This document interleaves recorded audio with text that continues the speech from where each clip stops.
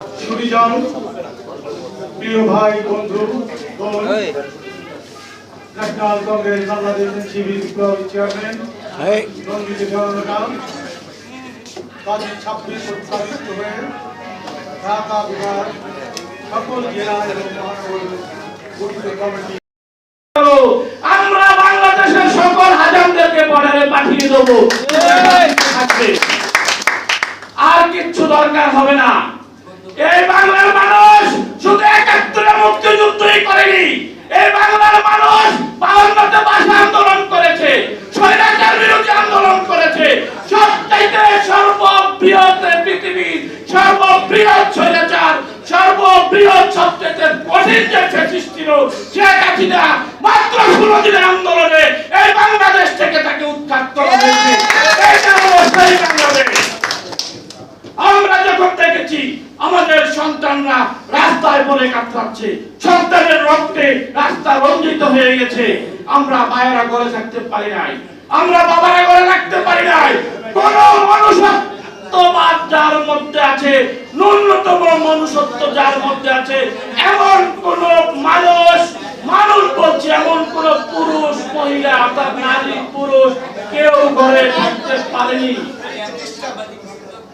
মজলুম মায়েদের আর্তনাদ, মজলুম পিতাদের আর্তনাদ আল্লাহর আরশ কেঁপে উঠেছিল সেই জুলাই আগস্টে। তাই আল্লাহর আরশের নির্দেশেই এই ফ্যাসিবাদকে বাংলার জমিন থেকে উৎখাত করেছে। আমরা বলতে চাই, উৎখাত করে আমাদের লাভটা হলো কি? আমরা কি আজকে কথা বলতে পারছি? এই ২-৩ দিনের মধ্যে আপনারা দেখছেন বিভিন্ন জায়গায় ভাঙচুর হয়েছে। ভাঙচুরের তথ্য আমরা সরকারিভাবে এখন পর্যন্ত পাইনি, তাই এই ব্যাপারে আমরা কোনো মতামত দিতে পারছি না। আমরা যখন রাষ্ট্রপক্ষ থেকে ভাঙচুরের তথ্য পাবো, এই কারণে ভাঙছে, অমুকে ভাঙছে, তখন আমরা এই বিষয়ে প্রতিক্রিয়া জানাতে পারবো। নিশ্চয়ই ন্যাশনাল কংগ্রেস বাংলাদেশ ভাঙচুর বিষয়ে একটা প্রতিক্রিয়া ব্যক্ত করবে। আসুন, আমাদের দেশের নির্বাচন এখন বড় বড় দল বলছে আমরা সংস্কার আমরা করব, এই সরকার কি সংস্কার করবে? আরে বাবা, তোমরা তো ২-৩ বার ক্ষমতায় ছিলা, তাহলে তোমরা তখন সংস্কার করলে না কেন? এখন যখন অন্তর্বর্তীকালীন সরকার সংস্কারের কথা বলছে, তোমরা কেন বলতেছো যে এই সরকার এত কিছু সংস্কার করা লাগবে না, শুধু নির্বাচন দিলেই হবে? তোমরা ৩ বার ক্ষমতায় ছিলা, তোমরা কিন্তু সংস্কার করোনি। তাই এই দেশের মানুষ চায় প্রয়োজনীয় যা যা সংস্কার রয়েছে অন্তর্বর্তীকালীন সরকারের মাধ্যমে সেই সংস্কারগুলি যদি হয় তাহলে সেটা নিরপেক্ষ হবে। তাই অন্তর্বর্তীকালীন সরকারের উপরে দেশের মানুষের আস্থা রয়েছে, ন্যাশনাল কংগ্রেস বাংলাদেশের আস্থা রয়েছে। আমরা চাই এই অন্তর্বর্তীকালীন সরকারের মাধ্যমে সকল সংস্কার করে একটি যতটুকু সম্ভব অল্প সময়ের মধ্যে একটি জাতীয় সংসদ নির্বাচন দিয়ে জনপ্রতিনিধির কাছে, জনগণের প্রতিনিধির কাছে ক্ষমতা হস্তান্তর করে আপনারা নিরাপদে সুষ্ঠুভাবে বিদায় নেবেন ইনশাআল্লাহ। ন্যাশনাল কংগ্রেস বাংলাদেশ এনসিপির সকল ঢাকা বিভাগের জেলা এবং থানা কমিটির নেতৃবৃন্দদেরকে বলছি, আপনারা যদি এখন থেকে মাঠে নেমে যান, ইনশাআল্লাহ আগামী নির্বাচনে আপনাদের সহযোগিতায় সমগ্র বাংলাদেশে ৩০০ আসনে এনসিপি প্রার্থী দিতে প্রস্তুত। আমি দৃঢ়ভাবে বিশ্বাস করি, ফ্যাসিস্ট আওয়ামী লীগের বলে আমাকে নিবন্ধন দেওয়া হয়নি। সকল শর্ত পূরণ করার পরও আমাকে দীর্ঘ ১০-১২ বছর যাবত আমাকে ঝুলিয়ে রেখেছে, আমাকে নিবন্ধন দেয়নি। আমি সরকারের কাছে উদাত্তভাবে আহ্বান জানাচ্ছি, সমগ্র বাংলাদেশে ন্যাশনাল কংগ্রেস বাংলাদেশের হাজার হাজার নেতা কর্মী রয়েছে। আপনারা যদি আমাদেরকে নিবন্ধন না দেন তাহলে আমরা এই নেতা কর্মীরা কোথায় যাব? আমরা কাকে ভোট দেব? আমাদের পছন্দের প্রার্থী থাকবে, আমাদের পছন্দের প্রতীক রয়েছে।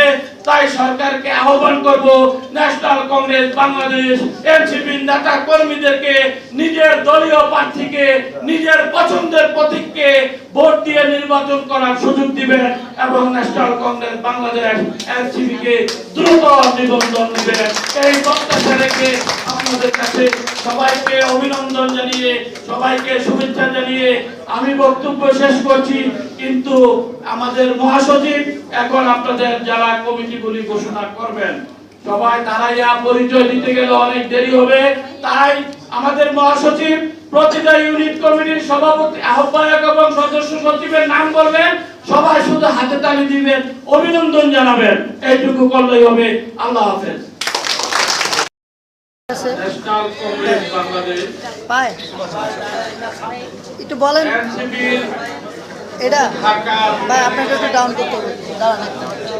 কমিটির আজকের ঠিক আছে এই আলোচনা সভা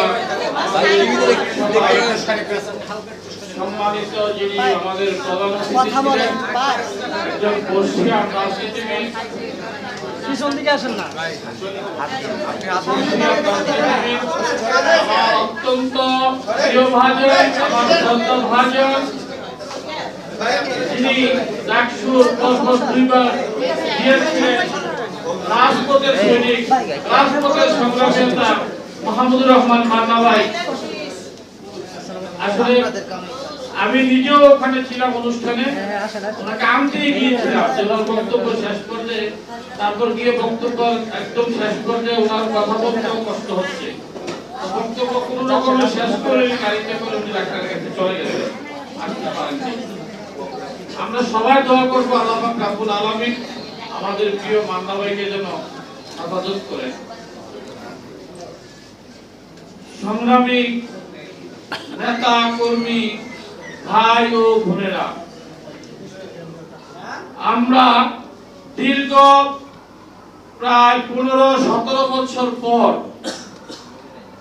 আজকে আমরা খোলা মনে, স্বাধীন মনে, খোলা আকাশের নিচে আমরা কথা বলতে পারছি। আল্লাহ পাক রব্বুল আলামিনের কাছে আমরা লাখ লাখ শুকরিয়া আদায় করছি। আজ থেকে 5 বছর আগে, 7 বছর আগে, 2 বছর আগে, এমনকি 6 মাস আগেও কিন্তু এদেশের মানুষ মন খুলে কথা বলতে পারেনি। এদেশের মানুষ স্বাধীনভাবে কথা বলতে পারেনি। স্বাধীন মত প্রকাশ অনেকটাই বাধাগ্রস্ত হয়েছিল বিভিন্ন কারণে, রাষ্ট্রীয় পৃষ্ঠপোষকতায়, রাষ্ট্রীয় পরিস্থিতিকতায়। এমন এক পরিস্থিতি হয়েছিল মানুষের নীরব কান্না ছাড়া প্রকাশ্যে কান্না করাটাও একটা দুঃসহ হয়ে দাঁড়িয়েছিল। কান্নাও করতে পারবি না। যখন মুসলমানরা মসজিদে গিয়ে দুহাত তুলে আল্লাহর কাছে ফরিয়াদ করলো, হে আল্লাহ, এই বাংলার মাটিকে তুমি মুক্ত করো। মাটি আল্লাহর কাছে কান্না করছে, ফরিয়াদ করছে, এই বাংলার জমিনের জুলুম অত্যাচার এই মাটি সইতে পারছে না। সেই মাটির আল্লাহর আরশ পর্যন্ত কেঁপেছিল। সেই আল্লাহর আরশ থেকে হুকুম হয়েছে, এই অত্যাচার এই বাংলার জমিনে থাকবে না। আপনারা তাইরা নবাবিলের কথা শুনেছেন, কেউ দেখেননি, আমিও দেখিনি। কিন্তু তাইরা নবাবিল কি জিনিস, তাইরা নবাবিল কাকে বলে, এদেশের মানুষ 4 এবং 5 আগস্ট সেটা চোখে দেখতে পেয়েছে। আমি দৃঢ়ভাবে বিশ্বাস করি, যত লক্ষ লক্ষ মানুষ দেখেছেন, সেই লক্ষ লক্ষ মানুষ শুধু মানুষই নয়, আল্লাহর আরশ থেকে আল্লাহর হুকুমে তাইরা নবাবিল পাঠিয়ে এই বাংলার জমিন থেকে স্বৈর শাসককে উৎখাত করা হয়েছে। আমাদের সন্তানের রক্ত ঝরেছে, কোমলমতি ছাত্র ছাত্রীদের রক্ত ঝরেছে। আমরা দেখেছি গলাকাটা মুরগির মতো আমাদের সন্তানরা রাস্তায় পড়ে কাতরাচ্ছিল।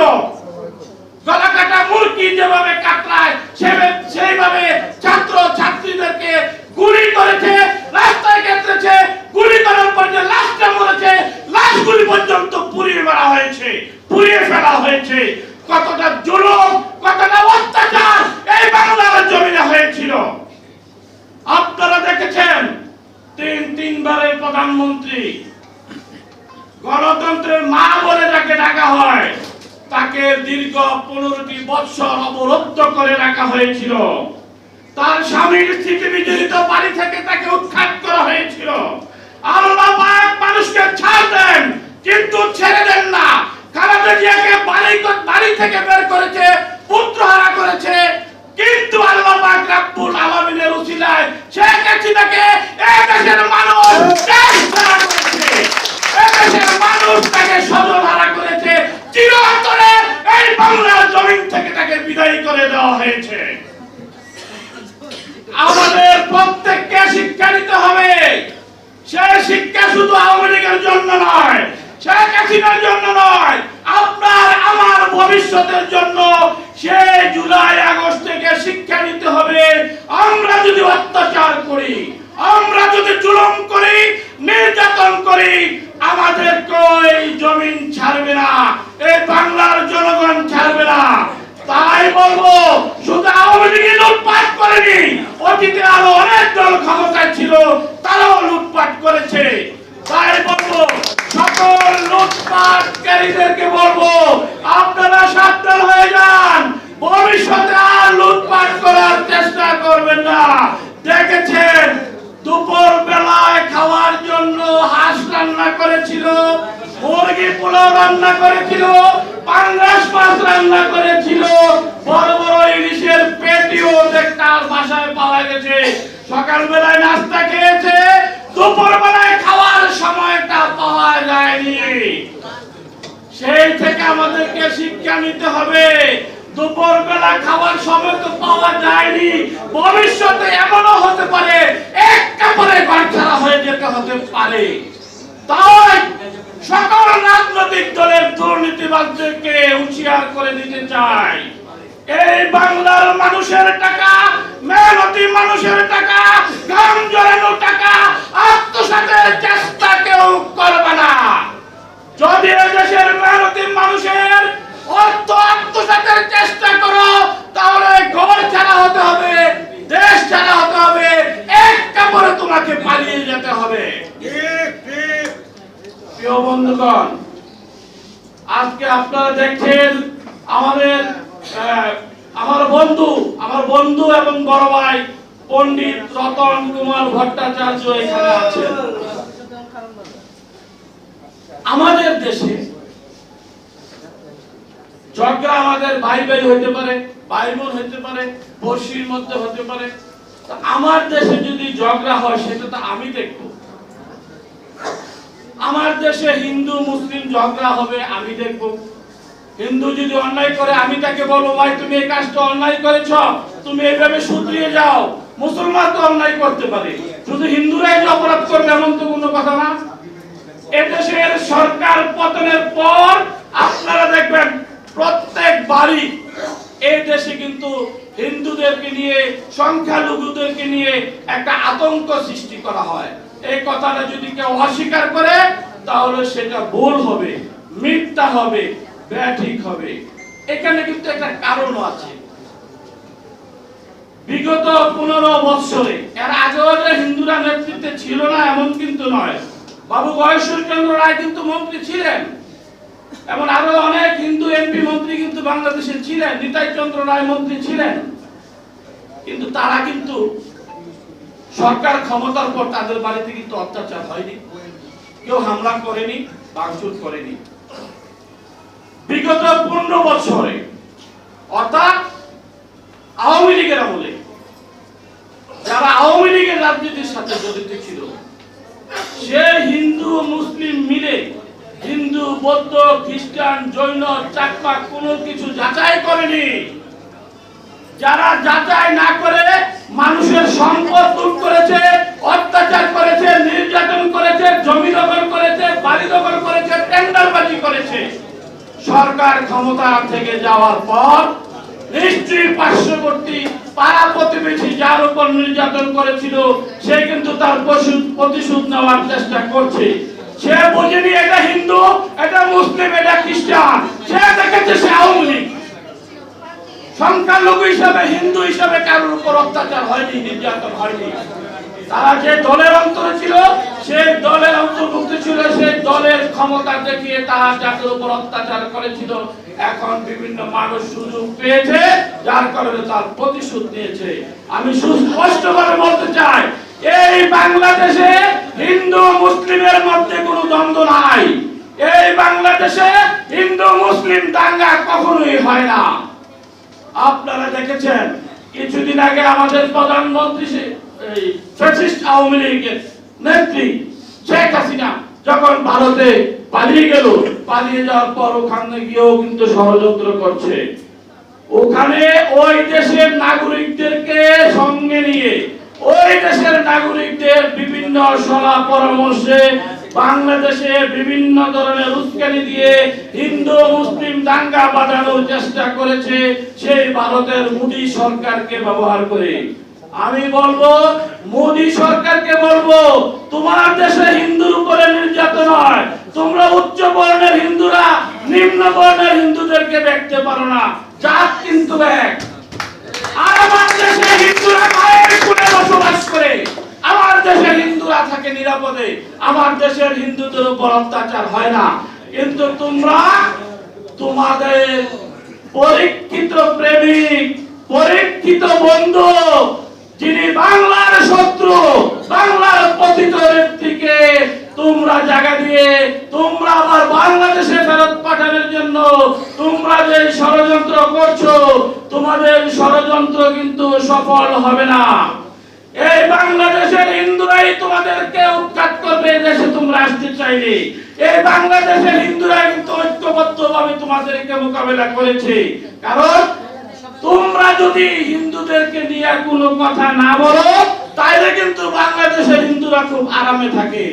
যখনই তোমরা ভারতে বাংলাদেশের হিন্দুদেরকে নিয়ে বিভিন্ন ধরনের কথাবার্তা বলতে থাকো, তখন বাংলাদেশের হিন্দুরা একটা আতঙ্কের মধ্যে পড়ে যায়। যারা আমরা তো ভালোই ছিলাম, এই ভারতের তারা আমাদের হিন্দুদেরকে নিয়ে কথাবার্তা বলে, তারা তো এখন আমাদেরকে বিপদে ফেলাচ্ছে। যার প্রমাণ আপনারা এই যে আমার প্রিয় বড় ভাই বন্ধু রতন কুমার ভট্টাচার্য আছেন, উনি নিজেও কিন্তু ওনার বক্তব্যে বলে গেছেন আমার দেশ তারা দখল করবে। আরে আমরা তো মুক্তিযুদ্ধ করে 30 লক্ষ বাঙালি শহীদ হয়ে বাংলাদেশকে আমরা স্বাধীন করেছি। আরে যাদের দখলে ছিল তাদের হাত থেকে যারা এই দেশকে স্বাধীন করতে জানে, আর তোমরা আরেক দেশ থেকে এসে এই দেশ তোমরা দখল করবা। তোমরা যদি দেশ দখলের চিন্তা করো, বর্ডার থেকে বাংলাদেশের السلام عليكم ورحمة الله. الحمد لله كفى والسلام على عباده الذين اصطفى بعد. وأعوذ بالله من الشيطان الرجيم. بسم الله الرحمن الرحيم. إن الحكم إلا لله. صدق الله مولانا العظيم.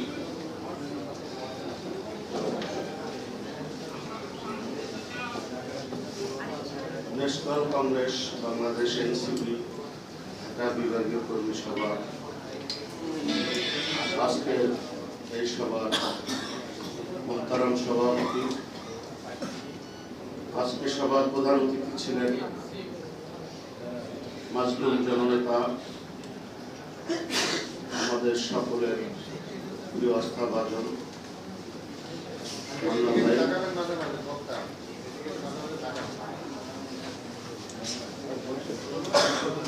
আমি আজকে আলোচনার শুরুতেই 56,000 বর্গ কিলোমিটার এই রাস্তা, এই জনপথ সবুজ লাল সবুজের পতাকা যাদের আত্মত্যাগ পেলাম,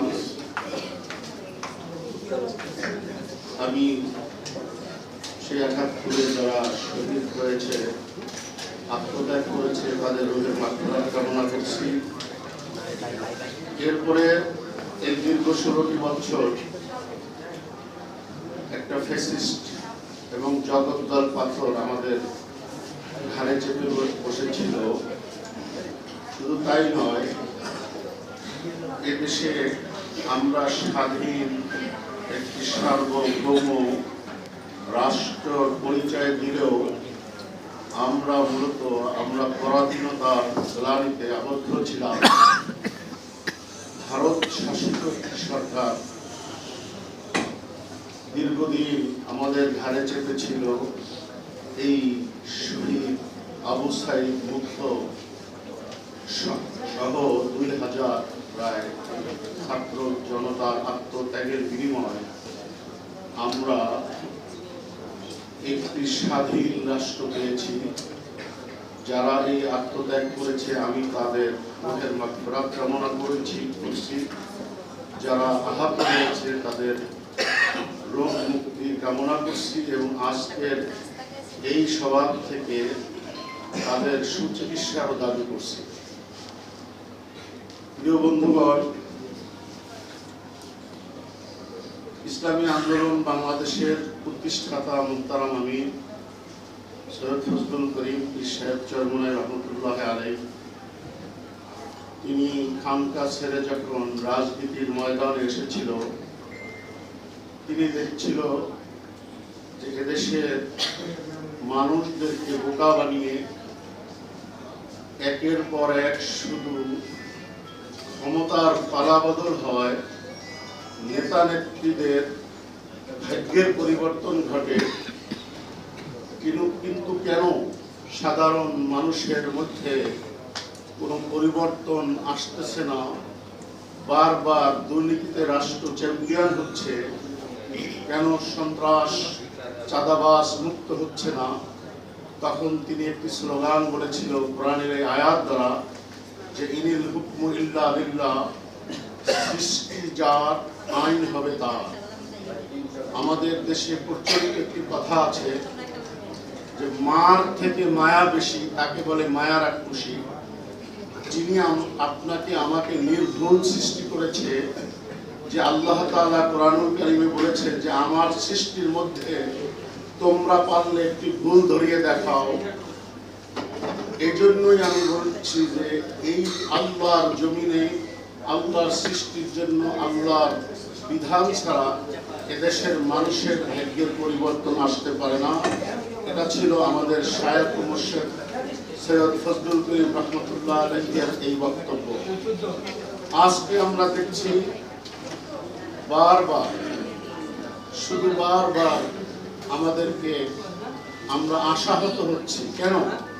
আসলে আমরা কেমন একটা বাংলাদেশ চাই, কি চাই? এদেশের মানুষের মধ্যে কোনো ভেদাভেদ থাকবে না। এই স্লোগানের মাধ্যমে এই দেশ 1971 স্বাধীন হয়েছিল, সাম্য, মানবিক মর্যাদা, ন্যায় বিচার। কিন্তু আজ পর্যন্ত এর কোনো বাস্তবায়ন আমরা দেখছি ভাই। আজকে কোন এক কবি বলে যে স্বাধীনতাটাকে আমি খুঁজেও স্বাধীনতা পাচ্ছি না। সাম্য জন্য আজকে কেন আবার আন্দোলন করতে হবে? কেন বারবার আন্দোলন করতে হবে? আমি যেহেতু নামাজের সময় হয়ে গেছে, সময়ও খুব সংক্ষেপ, আমি আপনাদের কাছে বিনীত অনুরোধ করব এই